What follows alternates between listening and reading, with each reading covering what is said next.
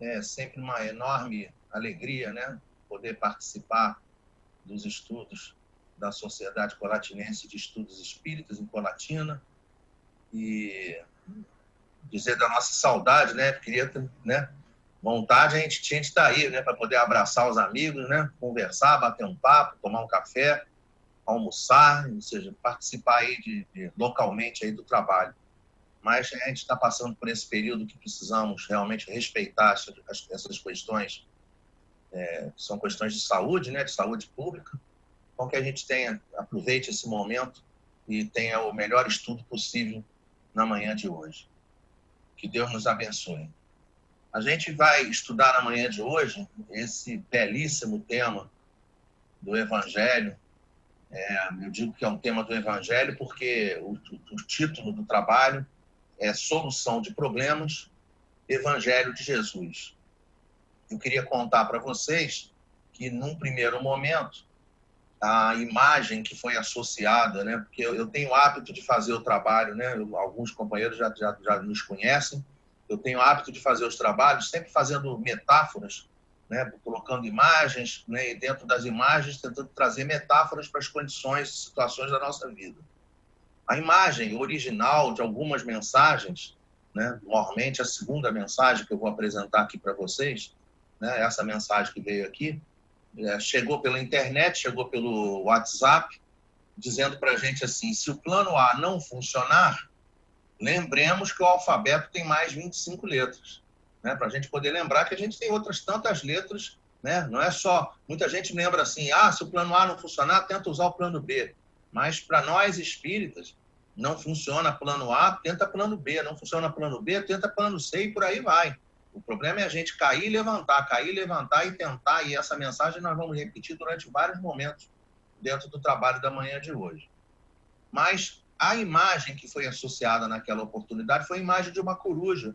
E a imagem ela estava com muita resolução muito ruim, muito baixa, e a gente não estava conseguindo enxergar a imagem de maneira legal.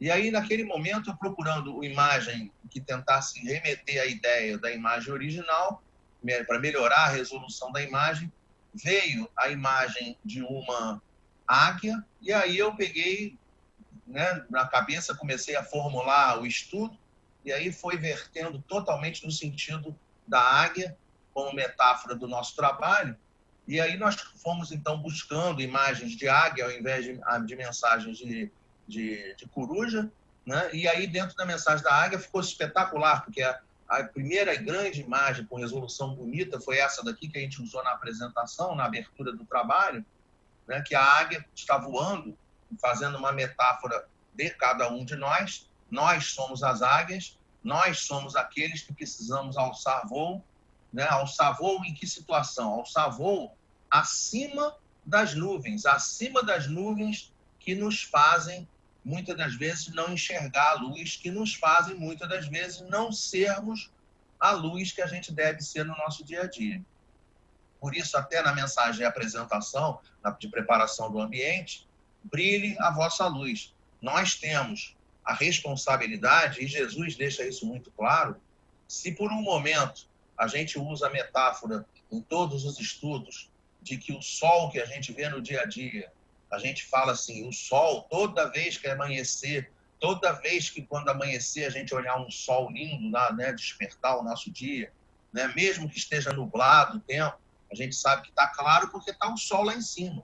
Então, todas as vezes a gente pensar assim, né? Estou vendo o sol, pensa em Jesus, porque ele disse para nós, eu sou a luz do mundo, aquele que me seguir jamais andará em trevas. Agora, quando a gente estiver, né, no dia nublado, a gente olha e a gente não vai estar vendo o sol, mas aí a gente lembra do fechamento do Evangelho de Jesus, quando ele diz para a gente, estarei convosco até a consumação dos séculos. Né? Para a gente poder ter no nosso coração, sempre vibrando dentro de nós, a presença de Jesus, a presença dos ensinos de Jesus, como roteiros seguros, como roteiro seguro que a gente deve trilhar no caminho da nossa renovação, no caminho da nossa caminhada, né? Na nossa caminhada do dia a dia mesmo, né? Sabe? Andar no dia a dia, sempre seguindo os evangelhos, sempre seguindo esses ensinos que Jesus trouxe. A informação é espetacular, né? O companheiro de tênis todo lá paramentado, todo direitinho, disparou lá a pistola e ele corre e o nomezinho dele, o japonês, foi lá para o livro dos recordes, como ele tendo participado de maneira bastante firme dessa situação. E a gente vê tantas outras pessoas com idade, com virilidade. Mas isso não é o comum, né? O mais comum é a gente encontrar, com a passagem do tempo, a gente ter os nossos organismos, o nosso corpo, a nossa constituição, pouco a pouco, sendo um pouquinho mais fragilizada. E essa é a ideia que eles tentam colocar aqui dentro dessa lenda, dizendo o seguinte, que quando acontece isso, o que essa águia faz? Ela se isola em um penhasco, né? Ela procura o isolamento dela, ela bate com o bico nas pedras até arrancar o bico, para poder esse bico nascer novamente, nascer um bico novo. Renovado o bico, ela arranca as próprias garras, né? Depois que ela arranca as próprias garras, as garras vão nascer renovadas, mais firmes, né? Renovadas.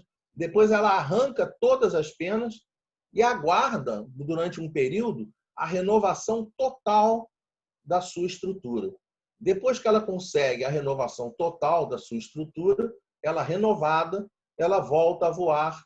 E aí eles colocam dentro dessa lenda, eles colocam que ela vai voar até o fim da vida.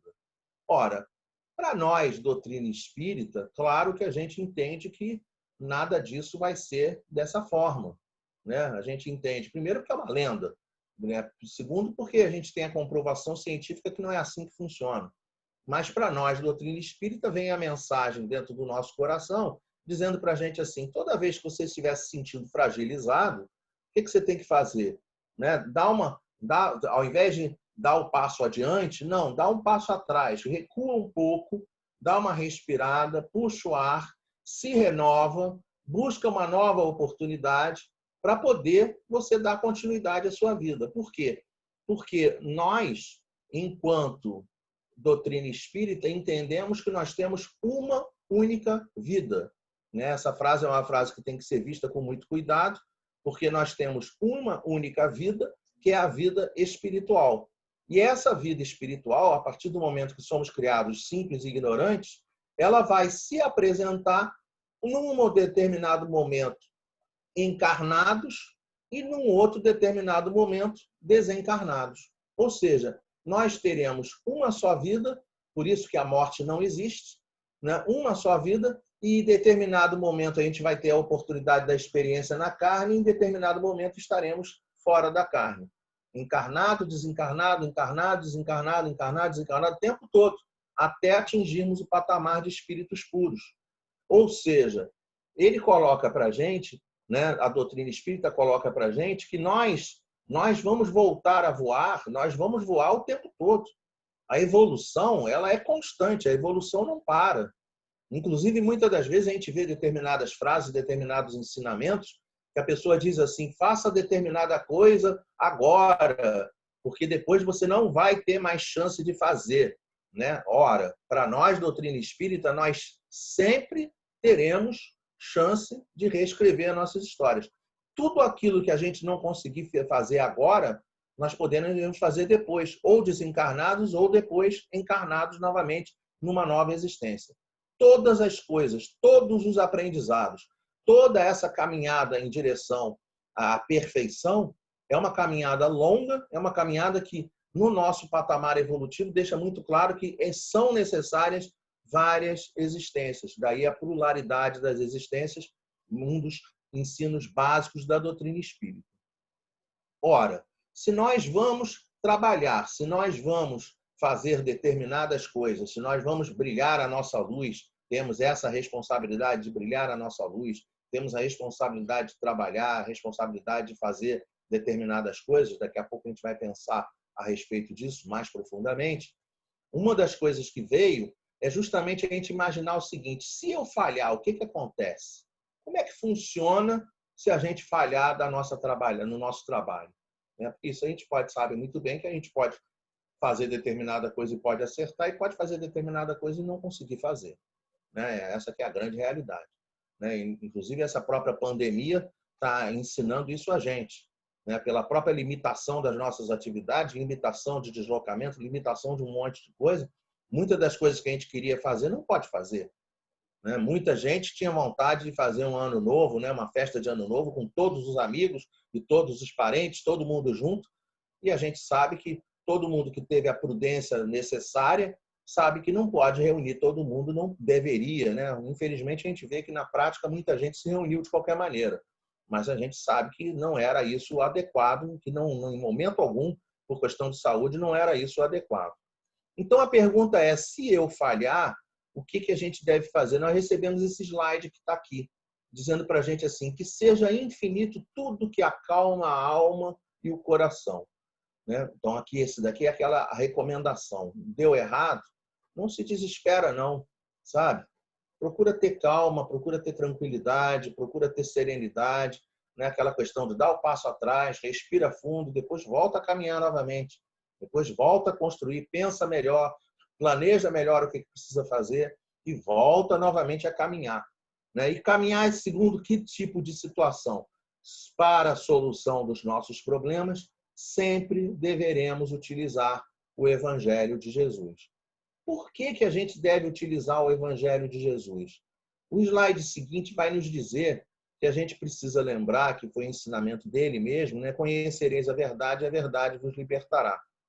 De maneira didática, o que nós fizemos? Nós montamos esse slide, né? E deixamos aqui assim como que um quebra-cabeça, né? E aí a gente vai tentar buscar dentro da doutrina espírita quais são as verdades que vão possibilitar, que vão alavancar, que vão nos orientar na construção dessa situação de entender, né, qual é a solução dos nossos problemas, como é que a gente vai solucionar os nossos problemas do dia a dia.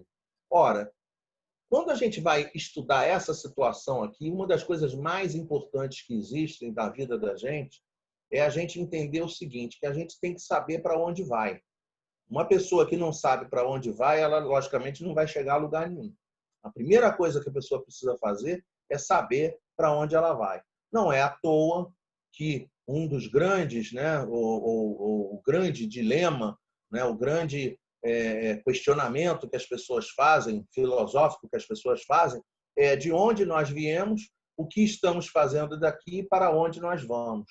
Né? Isso é uma questão que a gente sempre fica pensando assim, de onde eu vim? Né? Qual é a minha origem? Né? Antes de começar o trabalho, eu fiz aqui hoje a indelicadeza de não apresentar a vocês, porque eu não estou sozinho aqui dentro do ambiente, não. Eu estou aqui assim, junto com meu pai, né? Com a minha mãe, vou rodando a tela aqui, com a minha irmã. Tá? Então, no meu caso, assim, de onde eu vim? Eu vim daqui, ó, desse daqui, desse meu pai e da minha mãe. Tá? Isso da parte física. Né? Agora, quando a gente vai pensar nas questões filosóficas da vida, a doutrina espírita ensina para a gente que, lá na questão 132, dentro do capítulo 2, da parte 2ª do Livro dos Espíritos, né, ele vai falar da encarnação dos espíritos, ele está falando do mundo espiritual ou do mundo dos espíritos, ele vai ter justamente a questão dizendo assim, qual o objetivo da encarnação dos espíritos? Pergunta, o que está querendo dizer a questão 132? Está dizendo para a gente assim, para que a gente está aqui? Qual é o objetivo da gente estar aqui encarnado?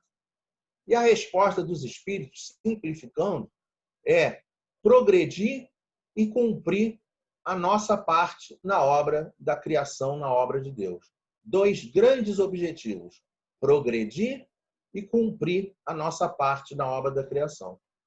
Só que, à medida que você vai estudando e à medida que você vai vivenciando essa situação, né, buscando o nosso progresso individual, que a gente vai buscando cumprir com a parte que nos cabe na obra da criação, a gente aprende também que nós devemos buscar essa perfeição.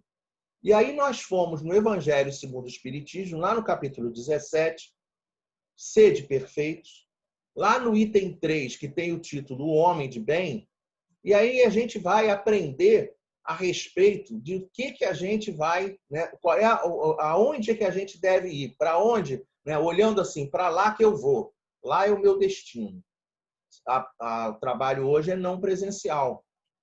Tá? Se o trabalho fosse presencial, eu não poderia ir para Colatina. Eu estou nesse momento em Guaba Grande, aqui na região dos Lagos, no Rio de Janeiro. Eu não poderia fazer o trabalho de domingo, de manhã em Colatina, se eu estivesse de manhã cedo aqui.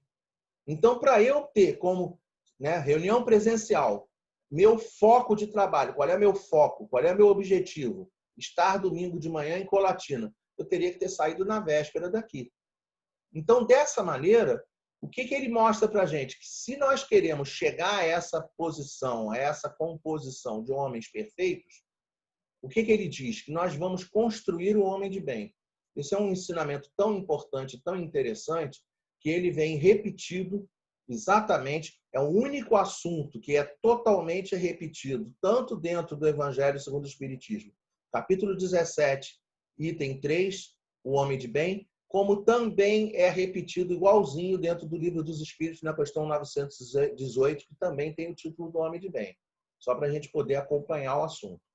Eu coloquei aqui no lado também a questão da questão 860. Por quê? Porque na hora que a gente vai constituir aquela situação que a gente falou no slide anterior, de progredir e cumprir a nossa parte na obra da criação, na questão 860, ela agrega um outro conhecimento dizendo assim, fazer o bem como lhe cumpre, pois é o objetivo único da vida. Então, nós não apenas devemos cuidar do nosso progresso, nós devemos cuidar de nós fazermos a parte que nos cabe na obra da criação, como a maneira como nós vamos fazer tudo isso tem que ser sempre fazendo o bem. Então, o envelopamento, o encapsulamento do fazer as coisas, né? Vou dar uma ideia. Né? O Eduardo Prati está aqui dirigindo a reunião. Tá? Como é que o Eduardo tem que dirigir a reunião? Eu conheço, já o conheço há alguns anos e sei que ele é uma pessoa atenciosa, que é uma pessoa carinhosa, que é uma pessoa prestativa. Né? O Carlão está trabalhando aí no som, trabalhando aí na parte do computador da casa, né? Cuidando da transmissão. Como é que ele trabalha? Se dedicando, acordando cedo, com muito carinho, fazendo bem. Né? O dirigente da casa, estou vendo aqui na frente, estou vendo o nosso companheiro, a imagem está pequena, não estou identificando aqui quem são as pessoas que estão presentes. Mas tenho certeza que cada um de vocês que estão presentes na reunião, aí no salão, cada um de vocês, também não estou vendo quem está conectado dentro da internet, mas eu tenho certeza que cada um de vocês que está conectado com esse pensamento do bem. Então, isso deve ser o grande motivo, deve ser o grande, né, o pacote, né, como a gente empacota a nossa vida, sempre fazendo cada uma das coisas com bem, fazendo com carinho, com atenção, com bondade, prestando atenção, né, com sorriso. Né? Ninguém vai ajudar o outro, né, fazendo cara feia, fazendo cara de chateado. Né? A gente sabe que, né, se você vai ajudar alguém, você ajuda alguém. O que você precisa? Né? A gente vai sorrir para a pessoa. A gente vai falar o que você necessita. O que você necessitar, eu vou estar tentando suprir a tua necessidade. E aí, quando a gente vai olhar dentro da história da humanidade quem são alguns desses companheiros que se comportaram dessa forma, aí eu trouxe aqui alguns deles. Né? Maria, mãe de Jesus, né? Homens de bem, pessoas que se caracterizam como homens de bem. Lá no Evangelho, no Livro dos Espíritos, ele diz assim, homem de bem é aquele que cumpre a lei de justiça, de amor e caridade na sua maior pureza. Então, a gente vê Maria, a gente vê Gandhi, né? São indivíduos que a gente, com tranquilidade, categoriza como homens de bem. A gente vê aqui Bezerra de Menezes, a gente vê Madre Teresa de Calcutá, a gente vê Ana Nery, pioneira dessa parte de enfermagem no Brasil, trabalhou na Guerra do Paraguai. Né? Meimei, aqui uma imagem que poucas pessoas reconhecem, né? Mesmo porque estão de costas, mas Francisco de Assis, Clara de Assis, Emmanuel, nosso querido Chico Xavier. Ah, mas Eduardo, poderíamos colocar outras pessoas? Claro que a gente poderia colocar outras pessoas. A gente poderia botar Frei Damião, poderia colocar a Irmã Dulce, poderia colocar Martin Luther King, poderia colocar um Divaldo Pereira Franco e outros tantos. Nós não estamos preocupados aqui em enunciar e enumerar todos eles que são categorizados como homens de bem. Não estamos preocupados com isso. Nós estamos preocupados em entender que eles também são referências de comportamento que a gente pode seguir. Porque quando dentro do Livro dos Espíritos se diz que nosso referencial maior, que o nosso paradigma, nosso melhor modelo é Jesus, se Jesus é o nosso melhor modelo, significa que nós temos outros modelos, que podem não ser o melhor modelo, mas que também são modelos que a gente pode seguir. Nós não temos dúvida que se nós, dentro da nossa encarnação, conseguirmos nos comportar como Gandhi, a gente está numa boa. Podemos ficar tranquilo que a gente está numa boa. Essa que é a realidade. Kardec, na hora que olha essa questão 918, que escreve essa questão 918 sobre o homem de bem, logo na questão seguinte, ele tenta obter dos espíritos o que é necessário fazer para conseguir chegar nesse patamar. Como é que ele escreve a questão? Ele escreve a questão da seguinte maneira: qual o meio prático mais eficaz que tem o homem de se melhorar nessa vida e de resistir à atração do mal? E aí a resposta dos espíritos é: um sábio da antiguidade falou disso, conhece-te a ti mesmo. Esse conhece-te a ti mesmo aqui é aquele passo atrás que a gente falou agora há pouco. É a pessoa, na hora de estar fazendo as suas atividades, sempre se habituar a reservar um período de descanso. É o sábado da mensagem de Jesus. É aquele momento que, na questão 919A, Santo Agostinho fala, reservar um período durante a noite, antes de dormir, para avaliar o seu dia. É aquela avaliação que a gente faz na faculdade, na universidade, nas escolas, né, para poder saber quem vai passar de ano, quem não vai passar de ano. Na faculdade, quem vai passar de período, quem não vai passar de período, quem vai passar da matéria ou não vai passar na matéria, e por aí vai. São as avaliações que a gente faz. Essas avaliações são isso, é aquela da pessoa dar aquela pequena pausa na sua caminhada, faz essa avaliação, procura se conhecer, que aí ela se conhecendo, ela sabe o que ela precisa corrigir. Da mesma maneira que naquele slide anterior, vou voltar aqui no slide para a gente acompanhar, na mesma maneira que tem o homem de bem na 918, tem o homem de bem no capítulo 17, item 3. Então, na 918, Kardec encadeia a 919, tentando saber o que vai fazer. No caso do Evangelho segundo o Espiritismo, ele encadeia com o item 4, que é o item que fala dos bons espíritas. E na parte dos bons espíritas, a gente encontra mais uma outra formulação, que é a formulação que diz para a gente: reconhece o verdadeiro espírita pela sua transformação moral, pelos esforços que faz para dominar as suas más inclinações. Ou seja, criados simples e ignorantes, estaremos no início da caminhada evolutiva e precisamos, no transcorrer das nossas encarnações e no transcorrer dos períodos desencarnados, nós precisamos percorrer a caminhada evolutiva até chegar no patamar do reino dos céus, até chegar no patamar no reino de Deus. Então, essa é a construção que a gente deve fazer. Aí nós pensamos assim: se nós vamos pensar em dominar as nossas más inclinações, vamos dar a dica para o pessoal de quais são algumas das más inclinações que a gente precisa controlar. E aí eu resolvi montar um slide com alguns desafios para a gente. Alguns, né? Então, olha aqui. Se a gente for ver o que a gente tem que melhorar nas nossas vidas, e a resposta dos espíritos, simplificando, é progredir e cumprir a nossa parte na obra da criação, na obra de Deus. 2 grandes objetivos: progredir e cumprir a nossa parte na obra da criação. Só que, à medida que você vai estudando e à medida que você vai vivenciando essa situação, né, buscando o nosso progresso individual, que a gente vai buscando cumprir com a parte que nos cabe na obra da criação, a gente aprende também que nós devemos buscar essa perfeição.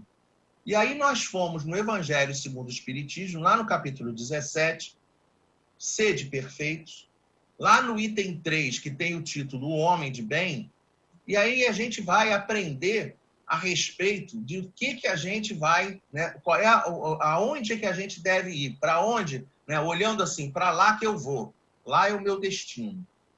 O trabalho hoje é não presencial. Tá? Se o trabalho fosse presencial, eu não poderia ir para Colatina. Eu estou nesse momento em Guaba Grande, aqui na região dos Lagos, no Rio de Janeiro. Eu não poderia fazer o trabalho de domingo, de manhã em Colatina, se eu estivesse de manhã cedo aqui. Então, para eu ter como, né, reunião presencial, meu foco de trabalho, qual é meu foco, qual é meu objetivo? Estar domingo de manhã em Colatina. Eu teria que ter saído na véspera daqui. Então, dessa maneira, o que ele mostra para a gente? Que se nós queremos chegar a essa posição, a essa composição de homens perfeitos, o que ele diz? Que nós vamos construir o homem de bem. Isso é um ensinamento tão importante, tão interessante, que ele vem repetido exatamente, é o único assunto que é totalmente repetido, tanto dentro do Evangelho segundo o Espiritismo, capítulo 17, item 3, o homem de bem, como também é repetido igualzinho dentro do Livro dos Espíritos, na questão 918, que também tem o título do homem de bem, só para a gente poder acompanhar o assunto. Eu coloquei aqui no lado também a questão da questão 860. Por quê? Porque na hora que a gente vai constituir aquela situação que a gente falou no slide anterior, de progredir e cumprir a nossa parte na obra da criação, na questão 860, ela agrega um outro conhecimento dizendo assim, fazer o bem como lhe cumpre, pois é o objetivo único da vida. Então, nós não apenas devemos cuidar do nosso progresso, nós devemos cuidar de nós fazermos a parte que nos cabe na obra da criação, como a maneira como nós vamos fazer tudo isso tem que ser sempre fazendo o bem. Então, o envelopamento, o encapsulamento do fazer as coisas, né? Vou dar uma ideia, né? O Eduardo Prates está aqui dirigindo a reunião, tá? Como é que o Eduardo tem que dirigir a reunião? Eu conheço, já o conheço há alguns anos e sei que ele é uma pessoa atenciosa, que é uma pessoa carinhosa, que é uma pessoa prestativa, né? O Carlão está trabalhando aí no som, trabalhando aí na parte do computador da casa, né? Cuidando da transmissão. Como é que ele trabalha? Se dedicando, acordando cedo, com muito carinho, fazendo bem, né? O dirigente da casa, estou vendo aqui na frente, estou vendo o nosso companheiro, a imagem está pequena, não estou identificando aqui quem são as pessoas que estão presentes, mas tenho certeza que cada um de vocês que estão presentes na reunião, aí no salão, cada um de vocês, também não estou vendo quem está conectado dentro da internet, mas eu tenho certeza que cada um de vocês que está conectado com esse pensamento do bem. Então, isso deve ser o grande motivo, deve ser o grande... A gente vai sorrir para a pessoa, a gente vai falar o que você necessita. O que você necessitar, eu vou estar tentando suprir a tua necessidade. E aí, quando a gente vai olhar dentro da história da humanidade quem são alguns desses companheiros que se comportaram dessa forma, aí eu trouxe aqui alguns deles, né? Maria, mãe de Jesus, né? Homens de bem, pessoas que se caracterizam como homens de bem. Lá no Evangelho, no Livro dos Espíritos, ele diz assim, homem de bem é aquele que cumpre a lei de justiça, de amor e caridade na sua maior pureza. Então, a gente vê Maria, a gente vê Gandhi, né? São indivíduos que a gente, com tranquilidade, categoriza como homens de bem. A gente vê aqui Bezerra de Menezes, a gente vê Madre Teresa de Calcutá, a gente vê Ana Nery, pioneira dessa parte de enfermagem no Brasil, trabalhou na Segunda Guerra, na Guerra do Paraguai, né? Meimei, aqui uma imagem que poucas pessoas reconhecem, né? Mesmo porque está de tom de costas, mas Francisco de Assis, Clara de Assis, Emmanuel, nosso querido Chico Xavier. Ah, mas Eduardo, poderíamos colocar outras pessoas? Claro que a gente poderia colocar outras pessoas. A gente poderia botar Frei Damião, poderia colocar a Irmã Dulce, poderia colocar Martin Luther King, poderia colocar um Divaldo Pereira Franco e outros tantos. Nós não estamos preocupados aqui em enunciar e enumerar todos eles que são categorizados como homens de bem. Não estamos preocupados com isso. Nós estamos preocupados em entender que eles também são referências de comportamento que a gente pode seguir.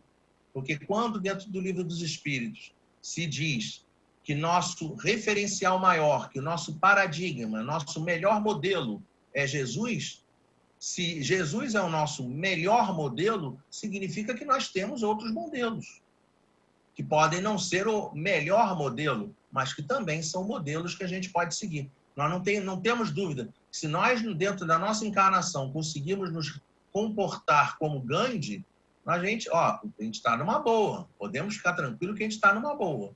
Essa que é a realidade. Kardec, na hora que olha essa questão 918, que escreve essa questão 918 sobre o homem de bem, logo na questão seguinte, ele tenta obter dos espíritos o que é necessário fazer para conseguir chegar nesse patamar. Como é que ele escreve a questão? Ele escreve a questão da seguinte maneira: qual o meio prático mais eficaz que tem o homem de se melhorar nessa vida e de resistir à atração do mal?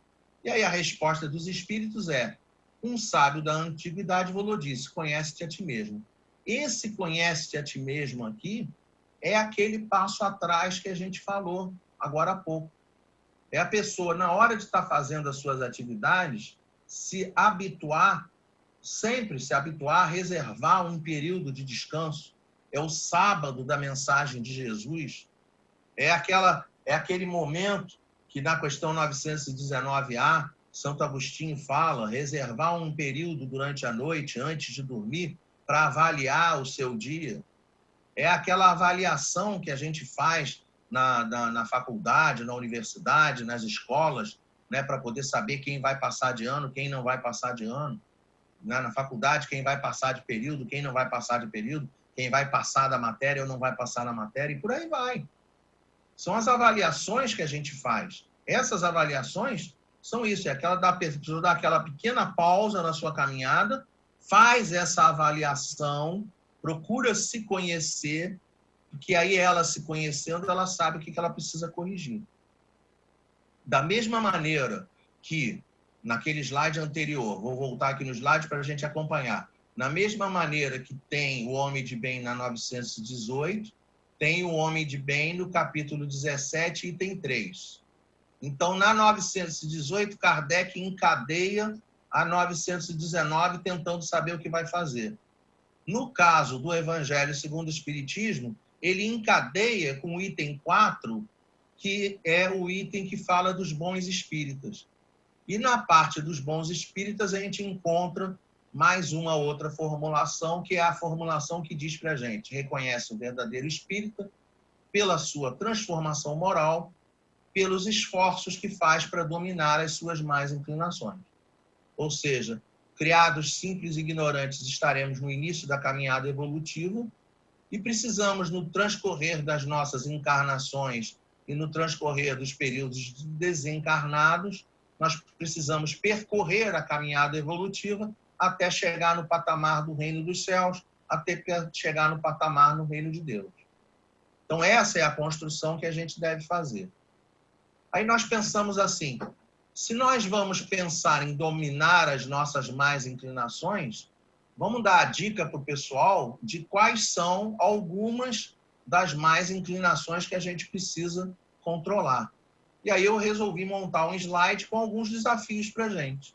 Alguns, né? Então, olha aqui. Se a gente for ver o que a gente tem que melhorar nas nossas vidas, e eu quero dizer que, infelizmente, né, todos nós, ainda no patamar que nos encontramos, ainda temos parcela de cada uma dessas coisas que estão aqui, infelizmente. Essa que é a realidade. O Eduardo está tentando ler aqui, já está ficando perdido na tela. Eduardo Prates. Né?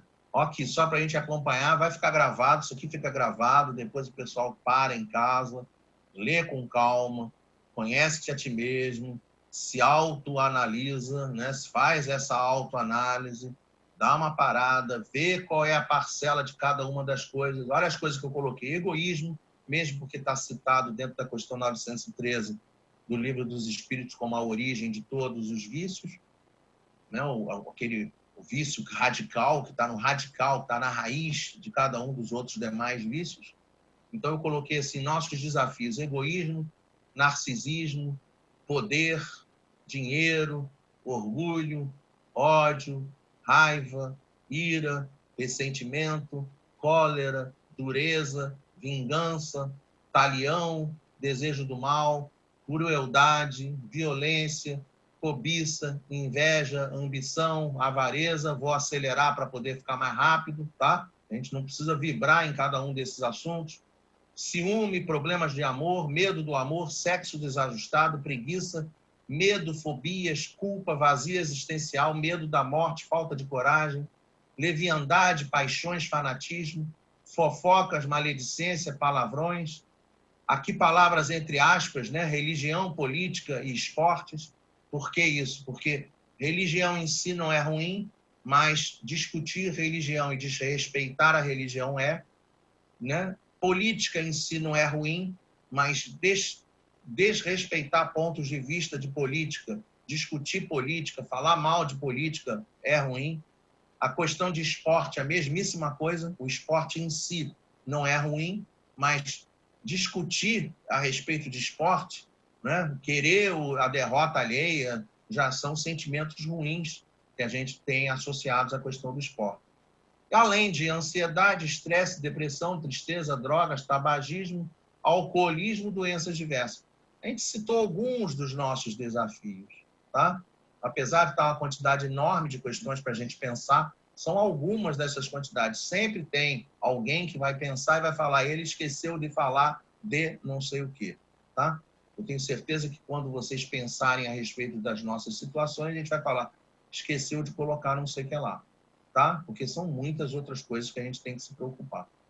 O que importa para nós? O que importa para nós é que o nosso companheiro Leon Denis ensinou para a gente, no livro O Problema do Ser, do Destino e da Dor, que na planta a inteligência dormita, no animal sonha, e só no homem acorda, conhece-se, possui-se e torna-se consciente.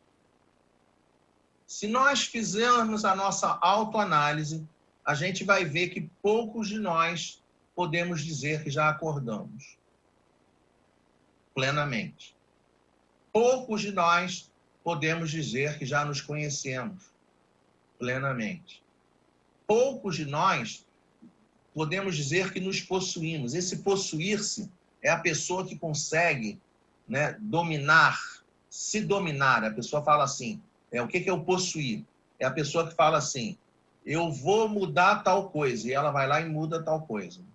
Rara é a pessoa que consegue fazer isso. Geralmente a gente faz assim, eu vou fazer dieta a partir de segunda-feira. Qual segunda-feira? A pessoa não especifica. Entende? Ou então a pessoa faz e quebra a dieta. Ela faz que vai melhorar em tal coisa e vai lá e não consegue melhorar especificamente. Então, a verdade é que nós ainda não nos possuímos, da mesma maneira como plenamente ainda não nos tornamos conscientes. Então, esses são patamares que nós vamos caminhar na direção. Tá? No homem, esse é o nosso objetivo.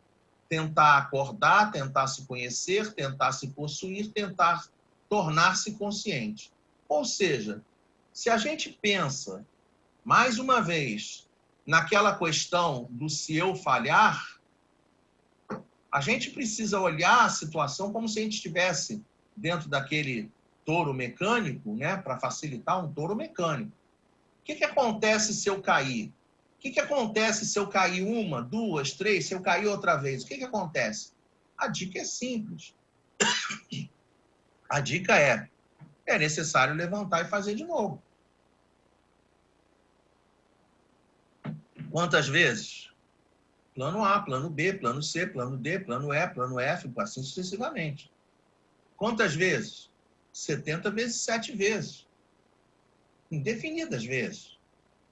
Tem que tentar de novo.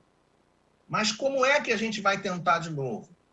A gente vai lá no Pequeno Príncipe, o príncipe vira para a raposa e diz assim: o que é preciso fazer? O que é preciso fazer? Aí a raposa diz: é preciso ser paciente.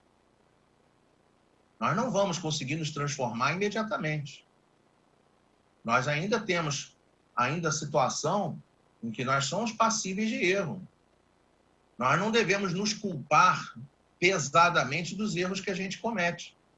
Uma coisa é reconhecer o erro, outra coisa é a pessoa se sentir culpada, aquela questão de autoculpa, né, que não consegue se perdoar, e aí fica com aquela coisa remoendo e não consegue ir adiante.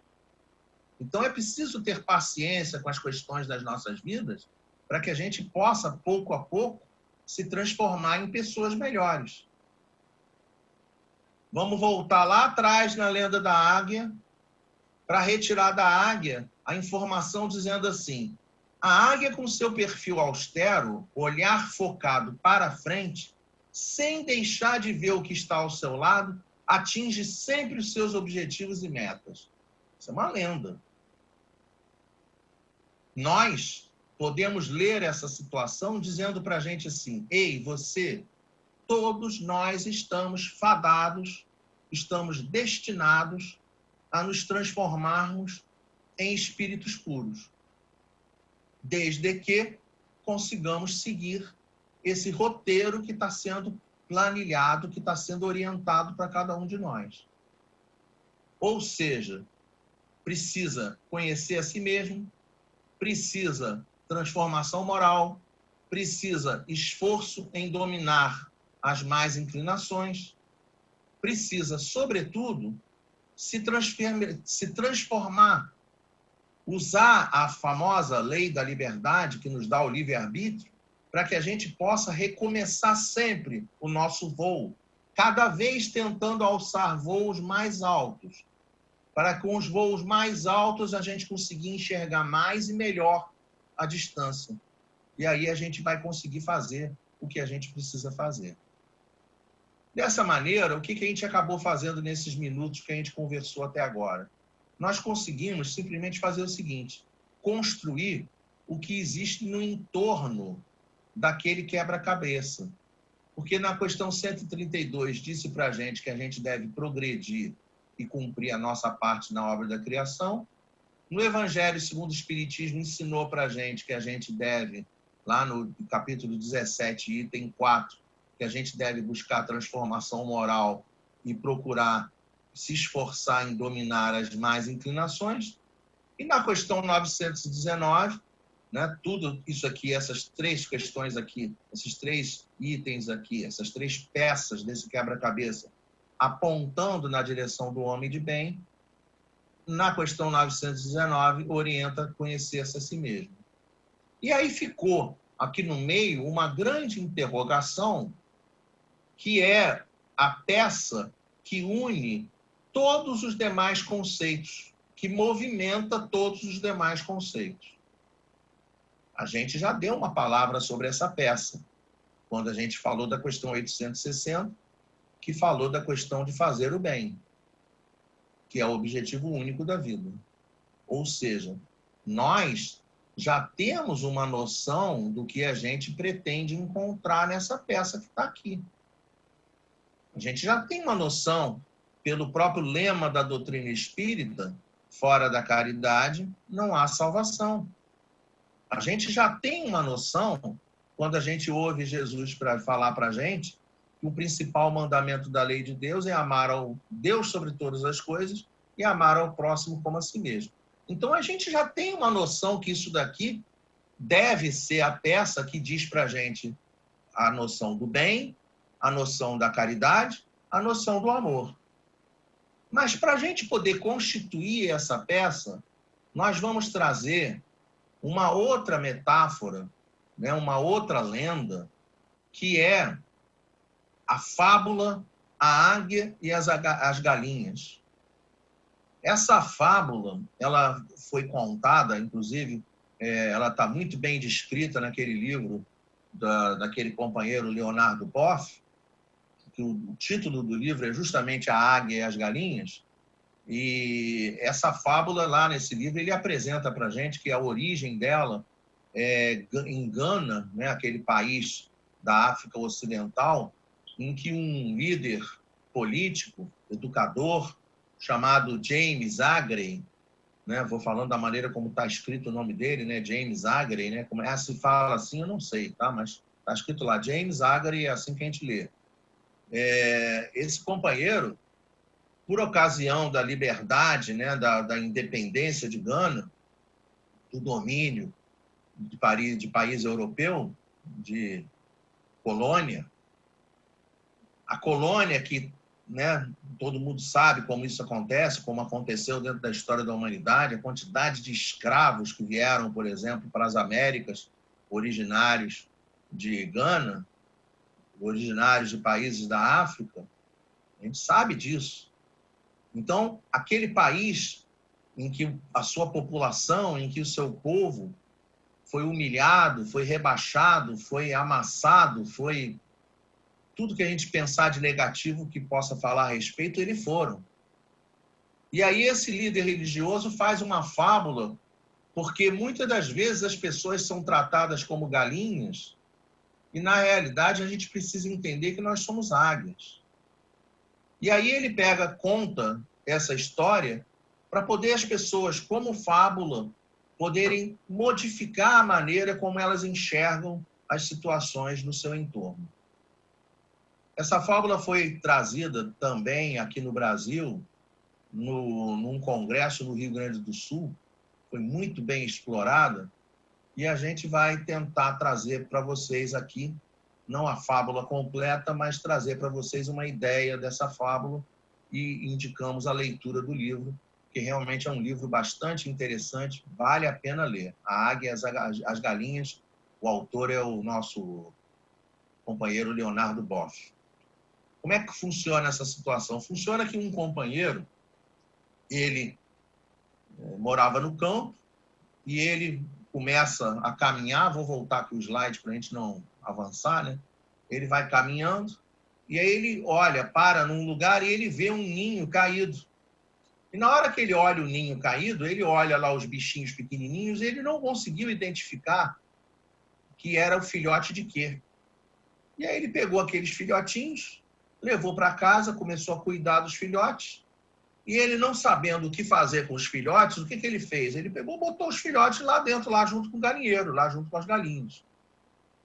E aí, aqueles filhotes foram crescendo, os filhotes foram se alimentando, aqueles bichinhos pequenininhos foram se transformando num bicho maior, até que dentro do galinheiro, não sei se vocês sabem disso, né? Muitas das vezes a pessoa, para controlar as galinhas, a pessoa chega na asa da galinha, corta um pedaço da águia, da asa da galinha, de maneira que a galinha não consiga voar com perfeição, né? Ela consegue voar um pouquinho, mas não consegue voar muito alto. E aí ele foi fazendo a mesma coisa com cada um dos animais, inclusive com as águias, de maneira que elas não voavam. E elas se alimentavam e elas viviam ali junto com as galinhas.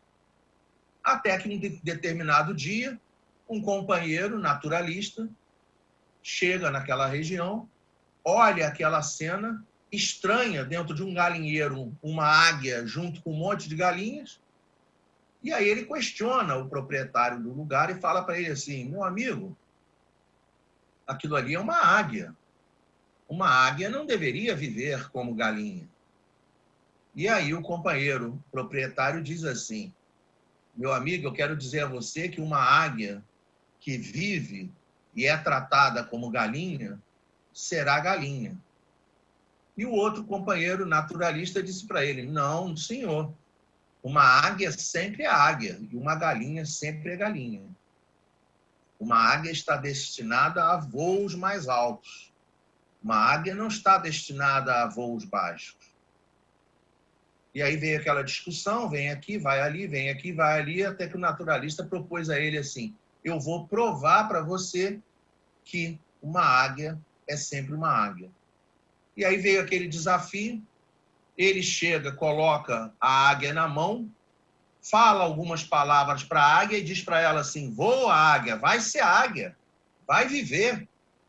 Só que a águia estava com as asas cortadas, ela vai, tenta alçar voo, não consegue, cai no chão. No que ela cai no chão, ela volta a viver como galinha. O naturalista se sentiu incomodado, orientou, logicamente, para não cortar mais a asa da águia, e disse que ia voltar um tempo depois. O que ele faz? Ele volta um tempo depois, e dessa feita, ele coloca a águia em cima de um tronco de uma árvore. E aí fala para ela: águia, vai voar, águia. Vai ter a sua vida de águia. E a águia, mais uma vez, começou a voar, mas ainda não tinha nascido as asas, né, as penas de maneira correta. Ela tenta voar, não consegue voar, cai de novo e vai viver com as galinhas. E eis que ele diz que vai voltar numa terceira oportunidade um tempo depois, e ele volta um tempo depois. Já dessa feita, ele não bota no braço, dessa feita ele não leva para cima de uma árvore, mas desta feita ele vai para cima de um monte mais alto que tinha na região, espera o nascer do sol, e quando ele espera o nascer do sol, ele diz para a águia: águia, vai viver como águia. E aí dessa feita a águia voa, já está com as asas bem formuladas, a águia levanta voo, consegue voar, e na hora que a águia olha o sol, olha o brilho do sol, a águia vai e voa cada vez mais alto e cada vez atinge patamares maiores de evolução.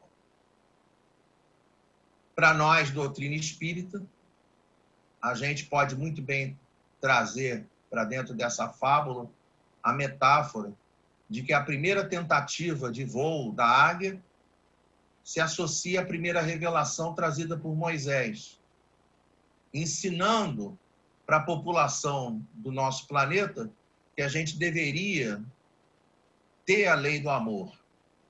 Só para se ter noção, dentro do Evangelho, da Bíblia, né, no Antigo Testamento, num daqueles 5 livros da Torá atribuídos a Moisés, mais especificamente Deuteronômio, a gente vai encontrar a descrição da lei do amor a Deus acima de todas as coisas, completinho, exatamente da mesma maneira como Jesus traz para a gente dentro do Evangelho. Da mesma maneira, da mesma forma, se a gente vai dentro de Levítico, em determinado versículo, a gente vai encontrar amar o próximo como a si mesmo. Ou seja, a lei do amor foi trazida para a gente pela primeira vez, na primeira revelação, só que nós, que somos águias, não conseguimos alçar voos. O que Jesus faz? Percebendo que não foi suficiente a primeira revelação, ele vem e traz a segunda revelação, que é trazida através da sua própria vinda ao nosso planeta. E mais uma vez ele ensina ao homem que a gente deve amar a Deus sobre todas as coisas e amar ao próximo como a si mesmo. Só que, infelizmente, ao invés da humanidade conseguir alçar voos, a humanidade respondeu Jesus com guerras, com domínios, com inquisição, cruzadas, e não parou. O tempo passa, o tempo voa, e mais uma vez a gente tem mais uma vinda de Jesus na terceira revelação, por intermédio da doutrina espírita, exatamente como ele diz para a gente lá no Evangelho segundo o Espiritismo, no capítulo 6, o Cristo Consolador: venho agora, como outrora, na segunda revelação, aos transviados filhos da casa de Israel que receberam a primeira revelação. Então, nós recebemos a terceira revelação com o objetivo, com a responsabilidade de seguirmos esses ensinos, de alçarmos esse voo na direção dos ensinos de Jesus. Por isso que a gente encontra dentro do Evangelho segundo o Espiritismo, que no cristianismo encontram-se todas as verdades, o nosso lema, fora da caridade não há salvação, as observações que o Evangelho traz, todas as verdades que a gente deve seguir, ou seja, aquela orientação segura de que nós devemos, como ele disse para a gente, eu sou o caminho, a verdade e a vida. ninguém vem ao Pai, senão por meu intermédio. Não o intermédio dele fisicamente, mas o intermédio das mensagens que ele traz para a gente, dos ensinos que ele traz para a gente, por intermédio do Evangelho, que é onde nós encontramos o roteiro seguro para nós caminharmos, para nós seguirmos na nossa evolução. Por isso que a gente trouxe essa imagem aqui, para a gente poder associar a nossa caminhada à construção das flores, sabe? Para a gente, tem uma historinha que a gente vê na internet, uma companheira passa de ônibus ou de trem em uma determinada localidade, e a localidade que ela passava, a estrada era sempre muito árida, sempre sem nenhuma planta, sem flor, sem nada. E aí ela toma a iniciativa de cada dia, ela pegava determinadas sementes e começava a jogar na estrada. E aí, logicamente, com o decorrer dos anos, aquela estrada se passou a ser uma estrada florida. Isso daí é uma alegoria interessante para a gente, porque é isso que a gente deve fazer. Se a gente quer ter uma vida melhor no nosso futuro, a gente precisa, né, semear flores. A gente precisa ser essa árvore que está aqui dentro da imagem para que os nossos frutos sejam os frutos mais saborosos que existam. Sejam frutos doces, sejam frutos saborosos, sejam frutos, sabe, que a pessoa se apresenta para o seu irmão, para o seu companheiro, para o seu amigo, né, a gente se apresenta e é uma pessoa que a gente tem prazer em ter aquela pessoa junto com a gente. É isso que o Evangelho ensina para a gente, é isso que nós devemos ser. De maneira que, quando a gente volta lá dentro do texto, dentro daquele nosso quebra-cabeça, que fique muito claro para a gente que realmente aquela peça que está aqui no meio, que junta, que une todas as demais peças, que vai dar sustentação a todas as demais peças da nossa caminhada evolutiva, ela se apresenta realmente pelo intermédio do amor, se apresenta realmente por intermédio da questão da caridade, que é, novamente, a gente repete como lema da nossa doutrina espírita. Então, a gente já vai caminhando na direção do encerramento do nosso trabalho, para a gente poder ter muito claro na nossa mente, que nós devemos ser essa águia que está aqui colocada dentro da imagem, que nós possamos, dentro do possível, alçar voos o mais alto possível para que a gente possa guiar as nossas existências cada vez mais nos aproximando dos ensinos que Jesus traz para a gente, que são constantes dentro do Evangelho. Jesus fala para a gente, e aí agora eu vou transformar a imagem, né? Né, que a gente vai trazer no encerramento do trabalho como uma convocação de comportamento, uma convocação para a nossa maneira de ser, maneira de proceder, maneira de agir no nosso dia a dia. Quero mais uma vez dizer para vocês que dentro da história de Jesus, a gente tem 3 coisas que acontece. Estava conversando antes do estudo aí, falando com o Eduardo, que o Eduardo tem feito algumas palestras, né? Aí fiquei brincando com ele, falei, né? Poxa, tô fazendo bastante palestra, que legal, né?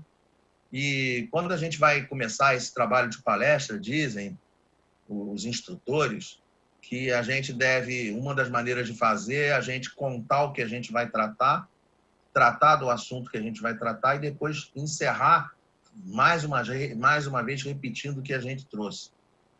Então, a gente vê e identifica isso na atividade de Jesus, porque Jesus, né, lá dentro do Evangelho de João, capítulo 2, versículo 5, a gente pega o ensinamento de Maria dizendo, lá na boda de Caná, fazei tudo quanto ele vos mandar.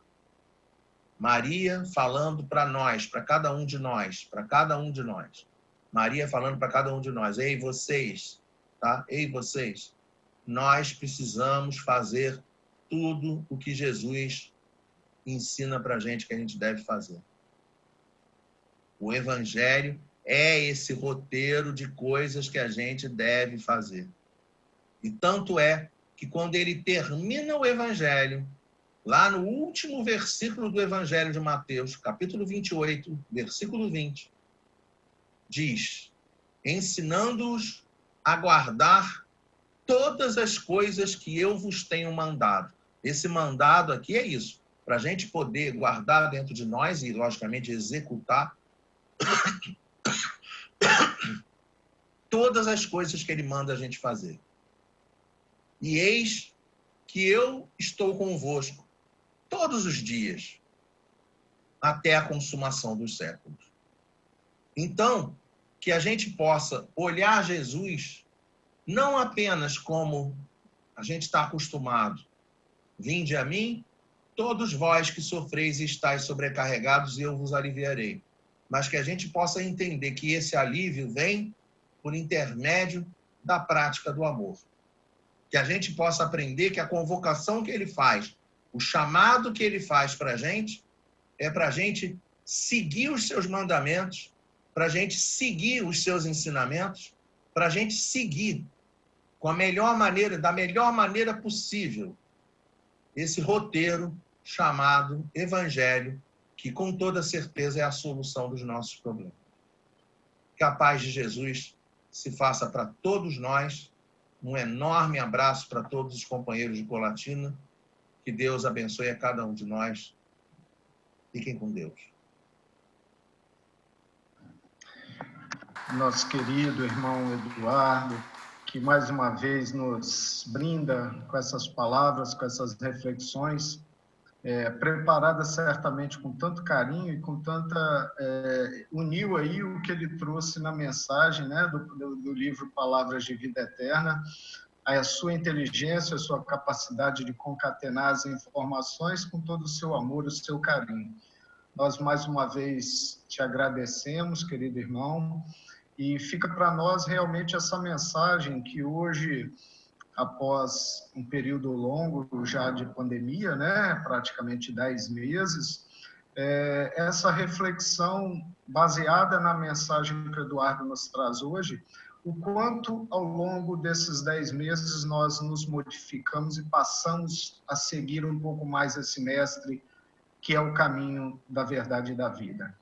Que refletamos, né, diante de tantas turbulências, onde nós ainda, muitas vezes, aderimos a grupos, a irmãos nossos, com tantas imperfeições ainda, e nós degladiamos-nos na defesa de um ou de outro lado e nos esquecemos de que só existe um caminho e que nós possamos refletir neste domingo, nesse primeiro domingo do ano, pois nós precisamos mudar, porque a oportunidade bendita, ela tem um início e um fim.